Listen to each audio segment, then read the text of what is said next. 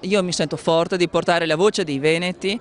Il presidente Zaia è un uomo molto forte e molto determinato che ha portato avanti questa grande battaglia che non è solo non la vediamo come una sorta di guerra, è una grandissima proposta. Io auspico, spero che l'Italia capisca che questa è una soluzione a tanti mali del nostro paese. La settimana più lunga per l'autonomia del Veneto. Giovedì la conclusione della parte tecnica con la presentazione della bozza in Consiglio dei Ministri. In queste ore la decisione del Premier Conte, prima della firma dell'intesa con i presidenti di regione, passaggio in Parlamento.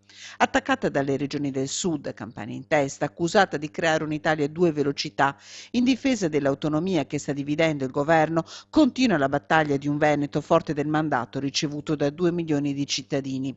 In ballo le sorti di 3 regioni, Veneto, Lombardia e Emilia-Romagna, ma anche di chi verrà dopo di loro in una sfida all'efficientamento dello Stato che il ministro Stefani spiega così. Quello che spende lo Stato lo spenderà la Regione, quello che prima utilizzava lo Stato come denari ricavati dalle imposte le tratterrà la Regione a monte. Sono anni che si sta già lavorando sui fabbisogni standard per comuni e province, semplicemente noi diciamo le applichiamo alle regioni. Cosa vuol dire?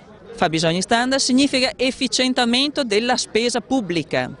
Significa fare spesa pubblica per erogare dei servizi mantenendo sempre quelli essenziali con una spesa equilibrata, adatta, idonea, adeguata. L'autonomia è una sfida di buona gestione e di responsabilità, la colga anche il Sud, così Luca Zaia, presidente del Veneto, un'occasione da non perdere per l'intero sistema Italia. Se noi non vogliamo portare al controllo della spesa pubblica sull'intero Stato, allora vuol dire che ammetteremo continuamente i disavanzi, i vuoti di bilancio, i disastri nella sanità, i commissariamenti della sanità. Questo non è l'Italia che vogliamo vedere noi.